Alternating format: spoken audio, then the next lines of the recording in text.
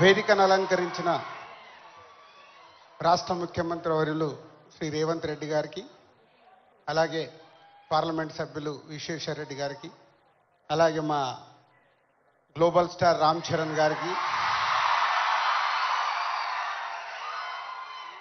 మన విజయ్ దేవరకొండ గారికి, అలాగే డీజీపీ జితేంద్ర గారికి అండ్ డిపార్ట్మెంట్ అండ్ పెద్దలందరికీ, మంత్రివర్యులు గారికి, అందరికీ మీ అందరికీ గుడ్ ఈవినింగ్.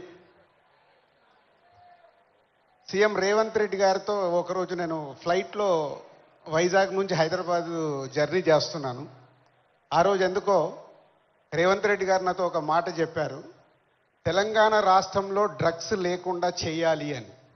ఇది దాదాపు ఒక 9 months బ్యాక్ జరిగిన సంఘటన.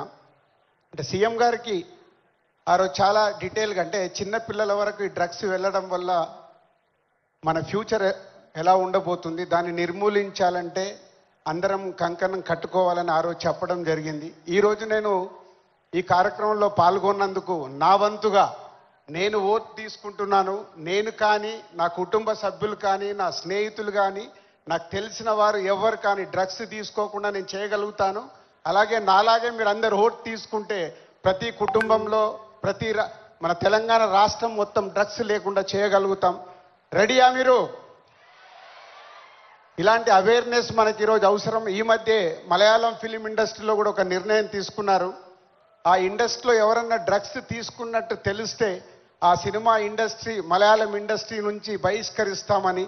అలాగే తెలంగాణ ఎఫ్డీసీ నుంచి తెలుగు చలనచిత్రం కూడా నేను కోరుకునేది ఒకటే, అలాంటి ఫిలిం ఇండస్ట్రీలో ఎలాంటిదైనా జరిగిందని తెలిస్తే వాళ్ళని నిర్మూలించినప్పుడు, వాళ్ళని నిషేధించినప్పుడు సొసైటీకి, సినిమా ఇండస్ట్రీ నుంచి కూడా ఒక మెసేజ్ వెళ్తుంది.